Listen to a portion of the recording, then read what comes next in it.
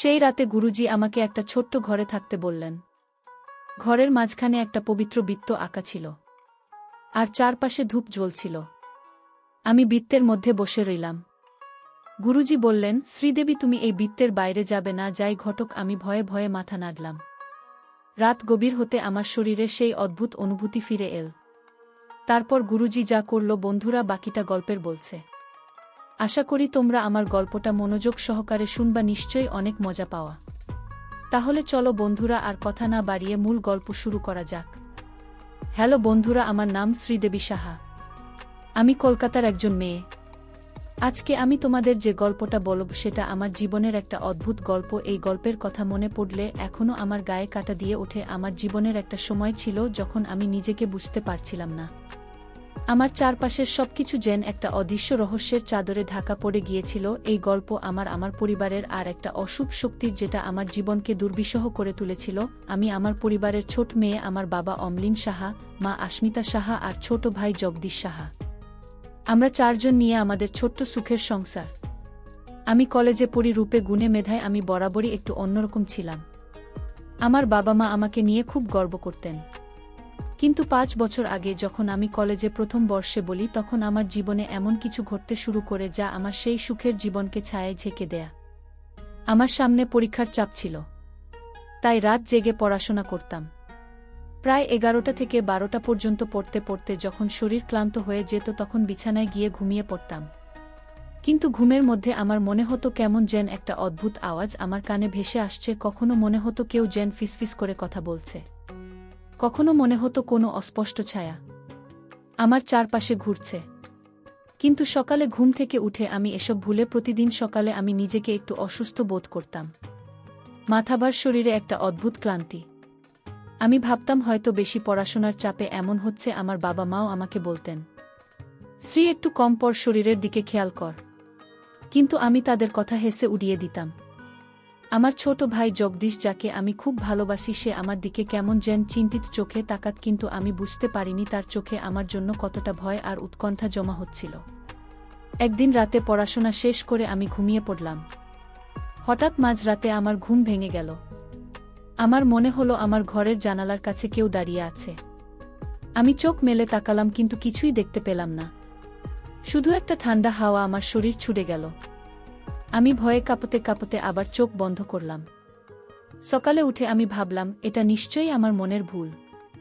কিন্তু আমার মনের গভীরে একটা অস্বস্তি জমা হতে শুরু করল। 1 সপ্তাহ পর জগদীশ একদিন আমাকে ডেকে বলল, দিদি, তোর ঘর থেকে রাতে একটা অদ্ভুত শব্দ আসে। আমি হেসে বললাম, কি বলছিস জগদীশ, তুই কি ভূতের গল্প বানাচ্ছিস? কিন্তু তার চোখে যে গভীর উৎকণ্ঠা দেখলাম, তাতে আমার হাসি থেমে গেল। সে বলল, দিদি, আমি মজা করছি না। রাতে তোর ঘর থেকে মনে হয় কেউ কথা বলছে। আর তুই মনে হয় খুব অসুস্থ হয়ে পড়ছিস। আমি হতবাক হয়ে গেলাম। আমি কিছুই বুঝতে পারছিলাম না। আমি কি সত্যিই রাতে কিছু করে যা আমার মনে থাকে না? জগদীশের কথা আমার মাথায় ঘুরতে লাগল। আমি ভাবলাম হয়তো এটা তার মনের ভুল, কিন্তু আমার শরীরের ক্লান্তি, সকালের অসুস্থতা আর ঘুমের মধ্যে সোনাসি অদ্ভুত আওয়াজ, এসব যেন একটা ধাঁধার টুকরোর মতো আমার মনে জায়গা করে নিচ্ছিল। আমি সিদ্ধান্ত নিলাম, আমি নিজে এই রহস্যের সমাধান করব। কিন্তু আমি জানতাম না এই রহস্য আমার জীবনকে আরও গভীর অন্ধকারের দিকে নিয়ে যাবে। সেদিন রাতে আমি ঘুমোতে যাওয়ার আগে জানালা দরজা ভালো করে বন্ধ করলাম। আমার মনে একটা অজানা ভয় জেগে উঠছিল। আমি বিছানায় শুয়ে পড়লাম, কিন্তু ঘুম আসছিল না। হঠাৎ মাঝরাতে আমার মনে হলো কেউ আমার নাম ধরে ডাকছে। একটা গভীর ফিসফিসে কণ্ঠ। আমি চোখ খুললাম, কিন্তু চারপাশে কিছুই দেখলাম না। শুধু আমার হৃৎপিণ্ডের ধুকপুক শব্দ আর সেই অদ্ভুত ফিসফিস আমার কানে বাজতে লাগল। আমি ভয়ে কাঁপতে কাঁপতে কম্বলের মধ্যে মুখ লুকিয়ে ফেললাম। কিন্তু আমার মনে একটা প্রশ্ন বারবার উঠে আসছিল, এটা কি সত্যিই আমার মনের ভুল, নাকি আমার জীবনে কোনো অশুভ শক্তি প্রবেশ করেছে? জগদীশের কথাগুলো আমার মনে গেঁথে গিয়েছিল। রাতের সেই অদ্ভুত শব্দ, আমার শরীরের ক্লান্তি আর সেই ফিসফিসে কণ্ঠ, এসব যেন আমাকে একটা অদৃশ্য জালে জড়িয়ে ফেলছিল। আমি ঠিক করলাম এই রহস্যের গভীরে যেতে হবে। কিন্তু কিভাবে? আমি তো নিজে কিছুই বুঝতে পারছিলাম না। তবু আমার মন বলছিল এটা শুধুই মনের ভুল হতে পারে না। আমি জগদীশকে বললাম, তুই কি নিশ্চিত যে রাতে আমার ঘর থেকে শব্দ আসে? তুই কি কিছু দেখেছিস? জগদীশ কেমন যেন ইতস্তত করে বলল। দিদি, আমি ঠিক দেখিনি, কিন্তু শুনেছি, মনে হয় কেউ কথা বলছে। আর তুই যেন উত্তর দিচ্ছিস। আমি হাসার চেষ্টা করলাম, কিন্তু ভেতরে ভেতরে আমার ভয় বাড়ছিল। আমি জগদীশকে বললাম, ঠিক আছে, আজ রাতে তুই একটু নজর রাখিস। যদি কিছু শুনিস আমাকে সকালে বলিস। জগদীশ মাথা নাড়ল, কিন্তু তার চোখে সেই চিন্তার ছায়া আরও গাঢ় হয়ে উঠল। সেদিন রাতে আমি ঘুমোতে যাওয়ার আগে নিজেকে শান্ত করার চেষ্টা করলাম। আমি ভাবলাম হয়তো এটা সত্যিই আমার মনের ভুল। কিন্তু গভীর রাতে যখন আমি ঘুমিয়ে পড়লাম, সেই অদ্ভুত ফিসফিস আবার আমার কানে ভেসে এল। এবার মনে হলো কেউ যেন আমার নাম ধরে ডাকছে, শ্রীদেবী, শ্রীদেবী। আমি ঘুমের মধ্যে কেঁপে উঠলাম। সকালে ঘুম থেকে উঠে আমার শরীর আরও ভারী লাগছিল। আমি জগদীশের কাছে গিয়ে জিজ্ঞাসা করলাম, কাল রাতে কিছু শুনেছিস? জগদীশের মুখ ফ্যাকাশে হয়ে গেল। সে বলল, দিদি, কাল রাতে আমি তোর ঘরের দরজার কাছে দাঁড়িয়ে শুনেছি। তুই যেন কার সাথে কথা বলছিলি, কিন্তু তোর কণ্ঠটা সেটা তোর মতো লাগছিল না। আমার গলা শুকিয়ে গেল। আমি বললাম, কি বলছিস? আমি কার সাথে কথা বলব? আমি তো ঘুমিয়েছিলাম। জগদীশ চুপ করে রইল, কিন্তু তার চোখে আমি ভয় দেখতে পেলাম। এই ঘটনার পর আমি আর নিজেকে শান্ত রাখতে পারছিলাম না। আমি আমার বাবা মাকে ডেকে সবটা খুলে বললাম। আমার মা আস্মিতা আমাকে জড়িয়ে ধরে বললেন, শ্রী, তুই এত চিন্তা করিস না, হয়তো তুই বেশি পড়াশোনার চাপে এমন ভাবছিস। কিন্তু আমার বাবা অমলিনের মুখে একটা গভীর চিন্তার লেখা ফুটে উঠল। তিনি বললেন, এটা শুধুই চাপের ব্যাপার হতে পারে না, আমাদের কিছু করতে হবে। জগদীশ তখন বলে উঠল, বাবা, আমি দিদির ঘরে একটা সিসি ক্যামেরা লাগাতে চাই। আমরা দেখতে পারি রাতে আসলে কি হয়। আমি প্রথমে রাজি হচ্ছিলাম না। আমার মনে হচ্ছিল এটা আমার ব্যক্তিগত জায়গায় হস্তক্ষেপ। কিন্তু জগদীশ আর বাবা মা আমাকে বোঝালেন। অবশেষে আমি রাজি হলাম। জগদীশ সেদিনই আমার ঘরে একটা ছোট্ট সিসি ক্যামেরা লাগিয়ে দিল। আমি ভাবলাম এটা হয়তো সব প্রশ্নের উত্তর দেবে, কিন্তু আমার মনের গভীরে একটা অজানা ভয় ক্রমশ বাড়ছিল। আমি জানতাম না এই ক্যামেরা আমার জীবনের সবচেয়ে ভয়ঙ্কর সত্যটাকে সামনে নিয়ে আসবে। সেদিন রাতে আমি ঘুমোতে গেলাম। ক্যামেরাটা আমার ঘরের কোণে লাগানো ছিল, আর আমি চেষ্টা করছিলাম স্বাভাবিক থাকতে। কিন্তু ঘুমের মধ্যে আমার মনে হলো সেই ফিসফিস আবার ফিরে এসেছে। এবার শুধু কণ্ঠ নয়, আমার শরীরে যেন কিছু একটা স্পর্শ করছে, একটা ঠান্ডা অদ্ভুত স্পর্শ। আমি ঘুমের মধ্যেই কেঁপে উঠলাম, কিন্তু চোখ খুলতে পারলাম না। আমার শরীর যেন আমার নিয়ন্ত্রণে ছিল না। পরদিন সকালে জগদীশ আমার কাছে ছুটে এল, তার মুখ ফ্যাকাশে, চোখে ভয়। সে বলল, দিদি, আমি ক্যামেরা ফুটেজ দেখেছি। তুই রাতে কার সাথে কথা বলছিলি? আমি অবাক হয়ে বললাম, কি বলছিস? আমি তো কিছুই জানি না।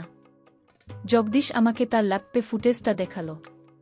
আমি দেখলাম রাতের অন্ধকারে আমার ঘরে একটা কালো ছায়া দাঁড়িয়ে আছে, আর আমি ঘুমের মধ্যে সেই ছায়ার সাথে কথা বলছি। আমার কণ্ঠ অদ্ভুত, যেন আমার নয়। আমার শরীর ঘামে ভিজে গেছে, আর আমি যেন একটা সম্মোহিত অবস্থায় আছি। আমার চোখ কপালে উঠে গেল। আমি কাঁপতে কাঁপতে বললাম, এটা কি আমার সাথে? এটা কি হচ্ছে? জগদীশ আমার হাত ধরে পড়ল, দিদি, আমাদের এটা বাবা মাকে দেখাতে হবে। এটা কোনো সাধারণ ব্যাপার নয়। আমি মাথা নাড়লাম, কিন্তু আমার মনের ভেতরে একটা ঝড় বয়ে যাচ্ছিল। আমি বুঝতে পারছিলাম আমার জীবনে কিছু একটা ভয়ঙ্কর ঘটছে, আর এই রহস্যের জাল ক্রমশ আমাকে গ্রাস করে ফেলছে। সিসি ক্যামেরার ফুটেজ দেখে আমার মাথা ঘুরে গেল। আমি যেন নিজেকে চিনতে পারছিলাম না। সেই কালো ছায়া, আমার ঘুমের মধ্যে কথা বলা অদ্ভুত কণ্ঠ, এসব যেন আমার জীবনকে একটা দুঃস্বপ্নের মধ্যে ঢুকিয়ে দিয়েছিল। আমি আর জগদীশ বাবা মায়ের কাছে ছুটে গেলাম। আমি কাঁপতে কাঁপতে বললাম, বাবা মা, আমার সাথে কিছু একটা হচ্ছে, আমি বুঝতে পারছি না। জগদীশ ল্যাপটপ এ ফুটেজটা বাবা মাকে দেখাল। বাবার মুখ গম্ভীর হয়ে গেল, আর মা আমাকে জড়িয়ে ধরে কাঁদতে শুরু করলেন। মা চোখের জল মুছে বললেন, শ্রী, এটা কি হচ্ছে? তুই এমন কেন হচ্ছিস? বাবা চুপ করে কিছুক্ষণ ভাবলেন, তারপর বললেন, এটা কোনো সাধারণ ব্যাপার নয়। আমাদের কাউকে বিশ্বাস করতে হবে যিনি এসব বোঝেন। জগদীশ বলে উঠল, বাবা, আমি শুনেছি পাহাড়ের কাছে একজন তান্ত্রিক মশাই আছেন। তার নাম গুরুজি ত্রিলোচন নন্দী। লোকে বলে তিনি অশুভ শক্তির ব্যাপারে অনেক কিছু জানেন। আমি ভয়ে ভয়ে বললাম, তান্ত্রিক, এটা কি ঠিক হবে? কিন্তু বাবা বললেন, শ্রী, আমাদের আর কোনো উপায় নেই। আমরা তোকে এভাবে হারাতে পারি না। পরদিনই আমরা গুরুজি ত্রিলোচন নন্দীর কাছে যাওয়ার সিদ্ধান্ত নিলাম। তার আশ্রম ছিল কলকাতা থেকে অনেক দূরে, চারদিকে পাহাড়ে ঘেরা একটা নির্জন জায়গায়। আমরা সকালে রওনা দিলাম। পথে আমার মনের মধ্যে একটা অদ্ভুত অস্থিরতা কাজ করছিল। আমি বারবার ভাবছিলাম আমার সাথে এমন কেন হচ্ছে, আমি কি সত্যিই কোনো অশুভ শক্তির শিকার? পাহাড়ের সরু রাস্তা দিয়ে যেতে যেতে আমার মনে হচ্ছিল যেন কেউ আমাদের পিছু নিয়েছে। আমি জানালা দিয়ে তাকালাম, কিন্তু কিছুই দেখলাম না। আশ্রমে পৌঁছে আমরা গুরুজি ত্রিলোচন নন্দীর সাথে দেখা করলাম। তিনি ছিলেন বয়স্ক, কিন্তু তার চোখে একটা গভীর গানের আলো। তিনি আমাকে দেখেই বললেন, তোমার মধ্যে কিছু একটা আছে যা তোমার নয়। আমি ভয় কেঁপে উঠলাম। তিনি আমাকে একটা ছোট্ট ঘরে নিয়ে গেলেন, যেখানে ধূপের গন্ধে ভরা ছিল। তিনি আমাকে বসতে বললেন এবং আমার কপালে একটা তিলক দিলেন। তারপর তিনি কিছু মন্ত্র পড়তে শুরু করলেন। আমার মনে হলো আমার শরীরের ভেতরে কিছু একটা নড়ছে, যেন কেউ আমাকে ধরে ঝাঁকাচ্ছে। গুরুজি কিছুক্ষণ পর থামলেন এবং বললেন, তোমার মধ্যে একটা শক্তি আছে যা তোমাকে নিয়ন্ত্রণ করছে। এটা কোনো সাধারণ শক্তি নয়। আমি কাঁপতে কাঁপতে জিজ্ঞেস করলাম, এটা কি আমার সাথে এমন কেন হচ্ছে? গুরুজি গম্ভীরভাবে বললেন, এর পেছনে একটা কারণ আছে, কিন্তু এখনই সব বলা যাবে না। আমাকে আরও পরীক্ষা করতে হবে। তিনি আমার বাবা মাকে বললেন, তোমরা শ্রীদেবী কি আজ রাতে এখানে রেখে যাও, আমি দেখব রাতে কি হয়। আমার মা এই কথা শুনে কাঁদতে শুরু করলেন। তিনি বললেন, গুরুজি আমার মেয়েকে রক্ষা করুন। বাবা আমার হাত ধরে বললেন, শ্রী তুই ভয় পাস না, আমরা তোর পাশে আছি। জগদীশু আমাকে সাহস দিয়ে বলল, দিদি তুই শক্ত থাক, গুরুজি সব ঠিক করে দেবেন। আমি মাথা নাড়লাম, কিন্তু আমার মনের ভেতরে ভয় আরও বেড়ে গেল। আমি জানতাম না এই রাত আমার জীবনের আরেকটা ভয়ঙ্কর অধ্যায় খুলবে। সেই রাতে গুরুজি আমাকে একটা ছোট্ট ঘরে থাকতে বললেন। ঘরের মাঝখানে একটা পবিত্র বৃত্ত আঁকা ছিল, আর চারপাশে ধূপ জ্বলছিল। আমি বৃত্তের মধ্যে বসে রইলাম। গুরুজি বললেন, শ্রীদেবী তুমি এই বৃত্তের বাইরে যাবে না, যাই ঘটুক। আমি ভয়ে ভয়ে মাথা নাড়লাম। রাত গভীর হতেই আমার বেশি অদ্ভুত অনুভূতি ফিরে এল।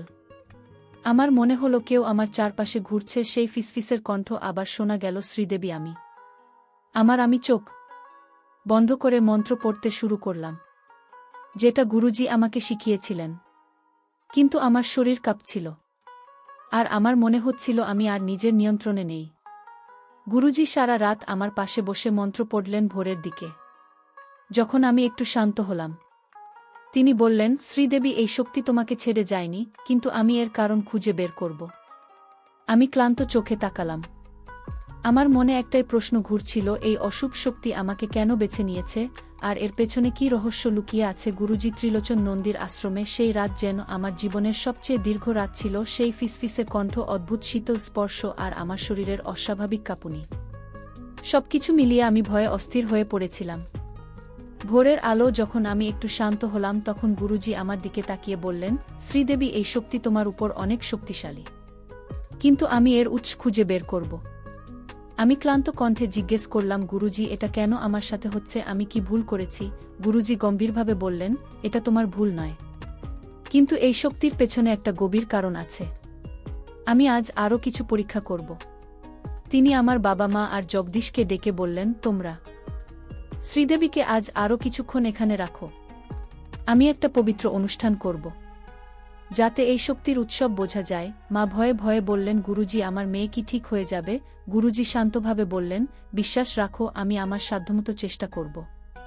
সেদিন দুপুরে গুরুজি আমাকে একটা পবিত্র স্থানে নিয়ে গেলেন, যেখানে একটা ছোট্ট মন্দির ছিল। মন্দিরের চারপাশে ফুল আর ধূপের গন্ধে ভরা ছিল। তিনি আমাকে একটা পাথরের উপর বসতে বললেন এবং আমার চারপাশে একটা পবিত্র বৃত্ত আঁকলেন। তারপর তিনি কিছু মন্ত্র পড়তে শুরু করলেন। আমার মনে হলো আমার শরীরের ভেতরে যেন কিছু একটা জেগে উঠছে।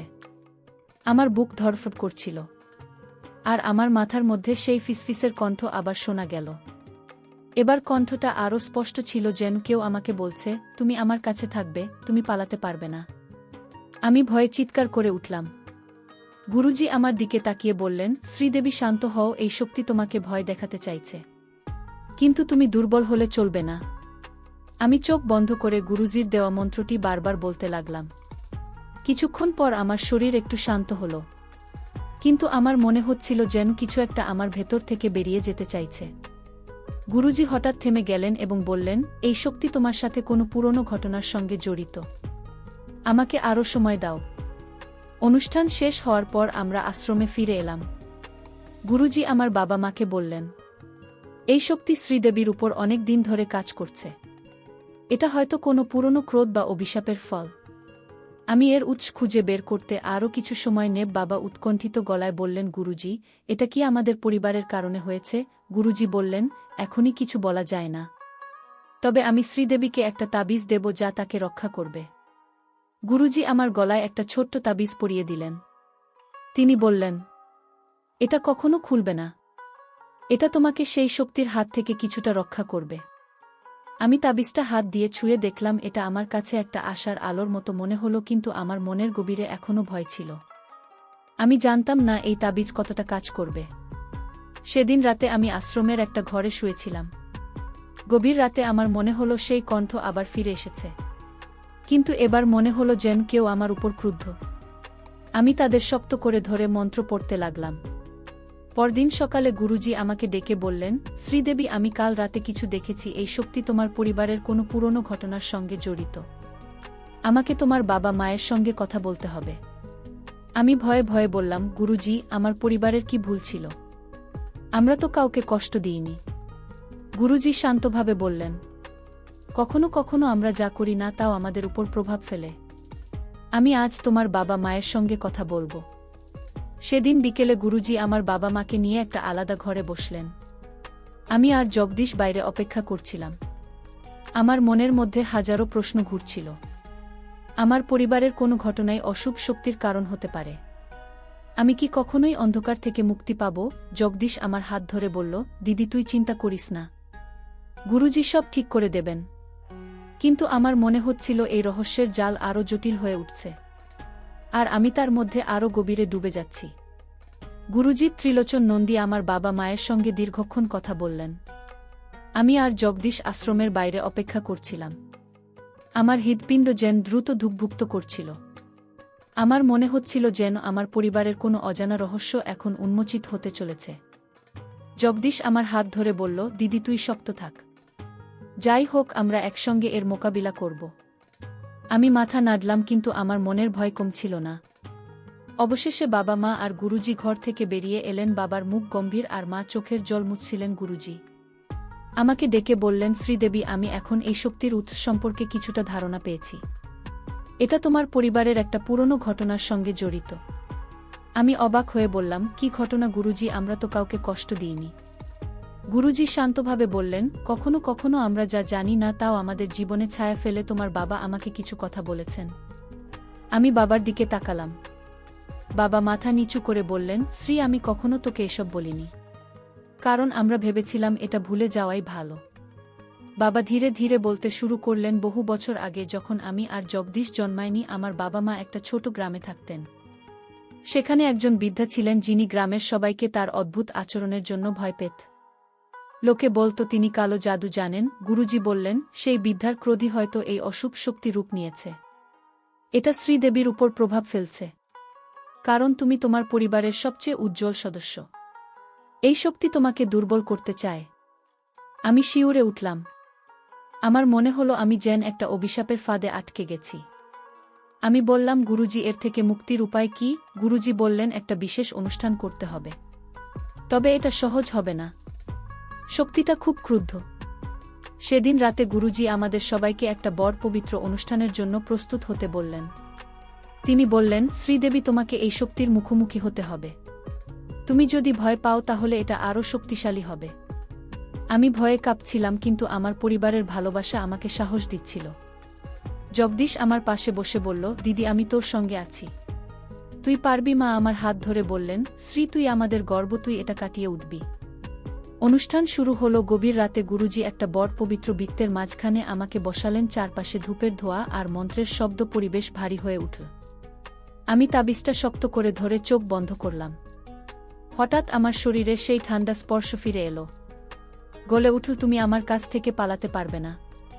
আমি ভয়ে কেঁপে উঠলাম, কিন্তু গুরুজির মন্ত্র আর আমার পরিবারের উপস্থিতি আমাকে শক্তি দিচ্ছিল।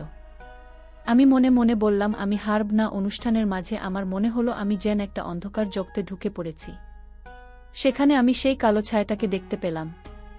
এবার ছায়াটা আরও স্পষ্ট ছিল, যেন একটা ক্রুদ্ধ আত্মা। সে আমার দিকে তাকিয়ে বলল, তোমার পরিবার আমাকে কষ্ট দিয়েছে, আমি তাদের শান্তি দিতে দেব না। আমি কাঁপতে কাঁপতে বললাম, আমরা কাউকে কষ্ট দিতে চাইনি। দয়া করে আমাকে ছেড়ে দাও। ছায়াটা যেন আরও ক্রুদ্ধ হল। কিন্তু গুরুজির মন্ত্রের শক্তিতে সে ধীরে ধীরে দুর্বল হতে শুরু করল। অনুষ্ঠান শেষ হওয়ার পর আমি ক্লান্ত হয়ে পড়ে গেলাম। গুরুজি বললেন, শ্রীদেবী, আমরা শক্তিটাকে দুর্বল করেছি, কিন্তু এখনও পুরোপুরি মুক্তি পাওয়া যায়নি। আগামীকাল আরও একটা শেষ অনুষ্ঠান করতে হবে। আমি মাথা নাড়লাম, কিন্তু আমার মনে একটা নতুন ভয়ে জেগে উঠল। এই শক্তি কি সত্যিই আমাকে ছেড়ে যাবে, নাকি আমার জীবন চিরকাল এই অন্ধকারের ছায়ায় থেকে যাবে? গুরুজি ত্রিলোচন নন্দী কথা আমার মনে আসার আলো জ্বালিয়েছিল, কিন্তু সেই সঙ্গে ভয়ও কম ছিল না। আগের রাতের অনুষ্ঠানে আমি সেই কালো ছায়ার মুখোমুখি হয়েছিলাম, আর তার ক্রোধ আমার শরীর মনকে কাঁপিয়ে দিয়েছিল। গুরুজি বলেছিলেন, আজ রাতে শেষ অনুষ্ঠান হবে, যেটা আমাকে এই অশুভ শক্তি থেকে পুরোপুরি মুক্ত করবে। আমার বাবা মা আর জগদীশ আমার পাশে বসে আমাকে সাহস দিচ্ছিলেন। মা আমার হাত ধরে বললেন, শ্রী, তুই আমাদের শক্তি, তুই এটা পারবি। আমি তাবিজটা শক্ত করে ধরে মনে মনে বললাম, আমি হারব না। অনুষ্ঠান শুরু হলো। গভীর রাতে গুরুজি আমাকে আবার পবিত্র বৃত্তের মাঝখানে বসালেন। এবার বৃত্তের চারপাশে কয়েকটি দ্বীপ জ্বালানো হলো, আর ধূপের ধোঁয়া ঘর ভরে গেল। গুরুজি মন্ত্র পড়তে শুরু করলেন, আর আমি চোখ বন্ধ করে তার দেওয়া মন্ত্রটি বারবার বলছিলাম। হঠাৎ আমার শরীরে সেই ঠান্ডা স্পর্শ ফিরে এলো, সেই ফিসফিসের কণ্ঠ আবার শোনা গেল, তুমি আমার কাছ থেকে পালাতে পারবে না। কিন্তু এবার আমি ভয় পেলাম না। আমি জোরে জোরে জোরে মন্ত্র বলতে লাগলাম, আর আমার পরিবারের ভালোবাসা আমাকে শক্তি দিচ্ছিল। অনুষ্ঠানের মাঝে আমার মনে হলো আমি আবার সেই অন্ধকার জগতে ঢুকে পড়েছি। সেই কালো ছায়া আমার সামনে দাঁড়িয়ে ছিল, তার চোখে ক্রোধ। কিন্তু এবার আমি দৃঢ় গলায় বললাম, আমার পরিবার কাউকে কষ্ট দিতে চাইনি। আমরা তোমার কাছে ক্ষমা চাই। দয়া করে আমাকে ছেড়ে দাও। ছায়াটা যেন এক মুহূর্তের জন্য থমকে গেল। গুরুজির মন্ত্র আরও জোরালো হলো, আর আমি দেখলাম ছায়াটা ধীরে ধীরে দুর্বল হয়ে যাচ্ছে। সে চিৎকার করে বলল, তোমরা আমাকে ভুলে গেছ, কিন্তু আমি তোমাদের ভুলিনি। আমি বুঝলাম এই শক্তি আমার বাবার পুরনো ভুলের ক্রোধ। গুরুজি হঠাৎ একটা বিশেষ মন্ত্র পড়তে শুরু করলেন, আর আমার শরীরে যেন একটা উষ্ণতা ছড়িয়ে পড়ল। তাবিজটা গরম হয়ে উঠল, আর আমি অনুভব করলাম আমার ভেতর থেকে কিছু একটা বেরিয়ে যাচ্ছে। ছায়াটা চিৎকার করতে করতে ধীরে ধীরে মিলিয়ে গেল। আমি চোখ খুললাম আর দেখলাম গুরুজি আমার দিকে তাকিয়ে মৃদু হাসছেন। তিনি বললেন, শ্রীদেবী, তুমি মুক্ত, শক্তিটা চলে গেছে। অনুষ্ঠান শেষ হওয়ার পর আমি ক্লান্ত হয়ে পড়ে গেলাম। মা আমাকে জড়িয়ে ভরে টানতে লাগলেন, আর বাবা বললেন, শ্রী, আমরা তোকে আর কখনো এমন বিপদে পড়তে দেব না। জগদীশ আমার হাত ধরে বলল, দিদি, তুই আমাদের হিরো। আমি হাসলাম, কিন্তু আমার মনে এখনো একটা প্রশ্ন ছিল। আমি গুরুজিকে বললাম, এই শক্তিকে আর ফিরে আসবে না। গুরুজি বললেন, তোমার বিশ্বাস আর তোমার পরিবারের ভালোবাসা এটাকে দূরে রাখবে। তবে তোমাদের ক্ষমা চাওয়া উচিত। পরদিন আমরা সেই গ্রামে গেলাম যেখানে বাবার সঙ্গে সেই বৃদ্ধার বিরোধ হয়েছিল। আমরা তার সমাধিস্থলে গিয়ে ফুল দিলাম আর ক্ষমা চাইলাম। আমি মনে মনে বললাম, আমরা কখনো জানতাম না যে আমাদের কাজে তুমি কষ্ট পেয়েছ। আমরা ক্ষমা চাই। সেই মুহূর্তে আমার মনে একটা অদ্ভুত শান্তি এল। আমার শরীর আর মন যেন হালকা হয়ে গেল। আমি বুঝলাম ক্ষমা আর ভালোবাসা কতটা শক্তিশালী। আশ্রম থেকে ফিরে আমরা আমাদের সুখের সংসারে ফিরে এলাম। আমি আর কখনো সেই ফিসফিসে কণ্ঠ শুনিনি, আর আমার শরীরে সেই অদ্ভুত ক্লান্তি ফিরে আসেনি। আমি বুঝলাম আমার ভাই জগদীশ আমাকে ভুল বুঝেছিল, কিন্তু তার ভালোবাসার বিশ্বাসই আমাকে বাঁচিয়েছে। এই গল্প আমাকে শিখিয়েছে, ভুল বোঝাবুঝি আমাদের দূরে নিয়ে যেতে পারে, কিন্তু ভালোবাসার ক্ষমা আমাদের আবার কাছে আনে। আমি আমার পরিবারের কাছে কৃতজ্ঞ, আর গুরুজির কাছে চিরকাল ঋণী থাকব। এই ঘটনা আমাকে শিখিয়েছে, জীবনে অনেক সময় আমরা যা দেখি বা ভাবি তা সত্যি নাও হতে পারে, কিন্তু বিশ্বাস, ভালোবাসার, ক্ষমার শক্তি আমাদের যে কোনো অন্ধকার থেকে বের করে আনতে পারে। আমি আজ আবার আমার সেই হাসি খুশি জীবনে ফিরে এসেছি, আর আমার পরিবারের সঙ্গে প্রতিটি মুহূর্ত উপভোগ করছি। এই গল্প আমার জীবনের একটা অংশ, যা আমাকে শিখিয়েছে ভয়ের মুখোমুখি হতে হলে সাহস আর ভালোবাসাই সবচেয়ে বড় অস্ত্র। বন্ধুরা, গল্পটি যদি তোমাদের ভালো লাগে তাহলে লাইক, শেয়ার এবং সাবস্ক্রাইব করতে ভুলবেন না। আর বন্ধুরা, তোমরা এতক্ষণ ধৈর্য করে গল্পটি শোনার জন্য তোমাদের সবাইকে অসংখ্য ধন্যবাদ।